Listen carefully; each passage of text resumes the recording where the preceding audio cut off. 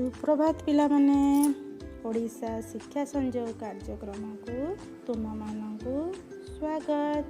मु तुम मानकर शिक्षयित्री झुनुबाला बेहेरा। आशा करे तुम्हें माने समस्ते भलरे थिबो एवं कोविड-19 संक्रमण रक्षा पाइबा पाई नियमित भावरे साबुन रे हाथ धोउथिबो।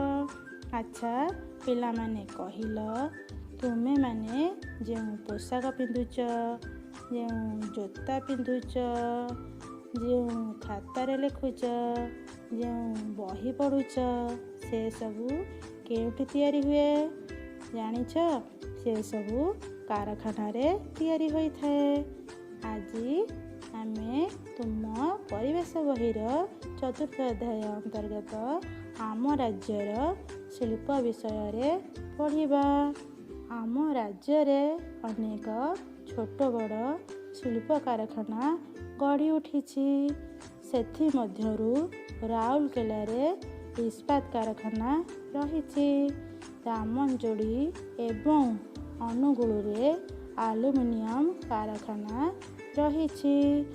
सेहीपरि राजगंगपुर एवं बरगड़ रे सीमेंट कारखाना रहिछि। आम राज्यर जगतसिंहपुर जिलार पारादीप ठारे एक सार कारखाना रहिछि।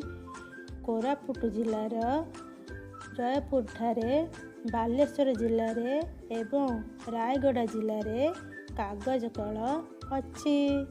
आम राज्यर बरगड़ जिला, ढेंकानाल जिला, नयागढ़ जिला, कटक जिलार बड़म्बा, रायगड़ा एवं गंजाम जिलार आस्का ठारे चीनी कल रहिछि। अन्यान्य जिला मध्यरु कोरापुट जिलार सुनाबेड़ारे मिग विमान कारखाना रहिछि। भुवनेश्वर निकटवर्ती मंचेश्वर ठारे रेल डबा मरामती कारखाना रहिछि। बलांगीर जिलार सांताल ठारे गोला बारूद कारखाना रहिछि।